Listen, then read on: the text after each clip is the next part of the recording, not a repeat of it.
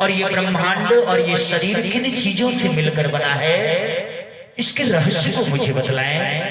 कपिल मुनि भगवान ने कहा कि मां, मूलतः यह ब्रह्मांड 3 गुणों से मिलकर बना है। सतगुण, रजोगुण और तमोगुण, यह 3 गुण इस संसार की, इस ब्रह्मांड की रचना करते हैं।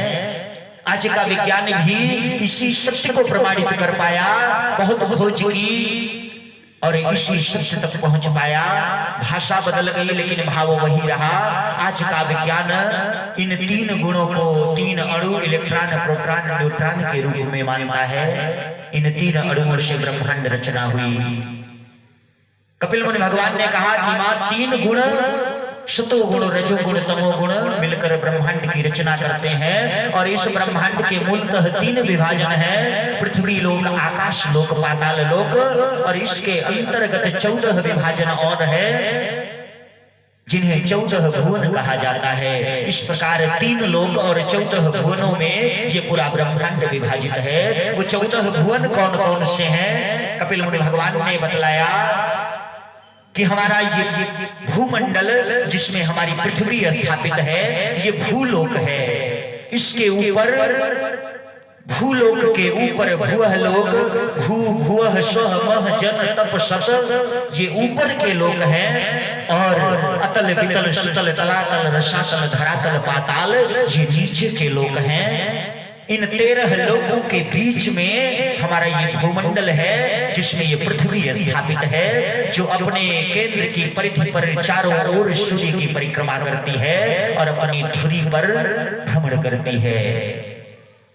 ये इस ब्रह्मांड की वस्तु स्थिति है, जो कपिल मुनि भगवान ने आज के युगों युगों पहले, जब कोई न यंत्र था न उपकरण था, केवल अपनी ध्यान की साधना से ये भौतिक पृथ्वी का विज्ञान जो उन्होंने रख दिया, आज पूरा विश्व नतमस्तक है, पूरा विश्व आश्चर्यचकित है। आज वह सब बातें सत्य प्रमाणित हो रही हैं। माता देवाहुति ने प्रश्न किया, मां ने पूछा, प्रभु ये ब्रह्मांड और ये शरीर किन तत्वों से मिलकर बना है?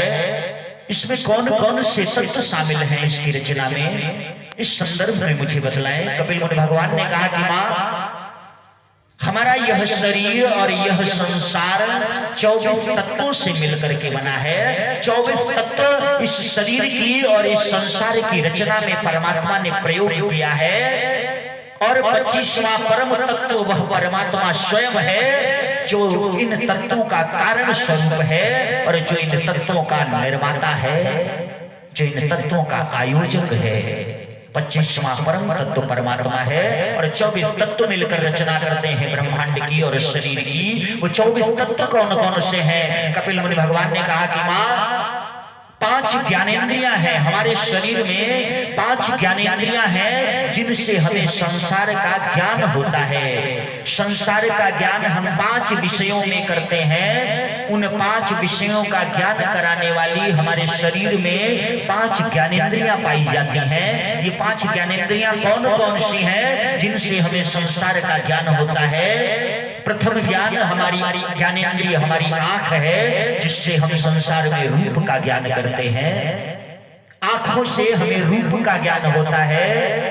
प्रथम ज्ञानेंद्रिय आंख है। द्वितीय ज्ञानेंद्रिय कान है, जिससे हमें शब्द का, वाणी का बोध होता है, ध्वनि का ज्ञान होता है।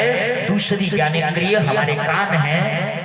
तीसरी ज्ञानेंद्रिय हमारे शरीर में हमारा घ्राण, हमारा नाक है, जिस नाक से हम सांस लेते हैं और गंध सुगंध का अनुभव करते हैं। ये नाक हमारी तीसरी घ्राणेंद्रिय बतलाई।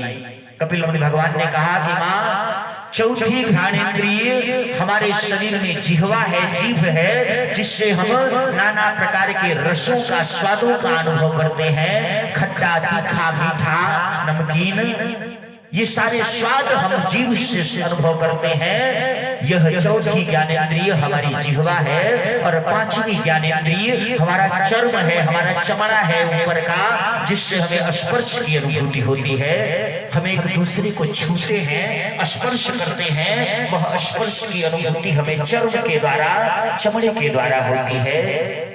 ये 5 ज्ञानेंद्रियां बतलाई। आंख, कान, घ्राण, जिह्वा और चर्म, ये 5 ज्ञानेंद्रियां हमारे शरीर में कपिल मुनि भगवान ने कहा कि मां इन 5 ज्ञानेंद्रियों के अलावा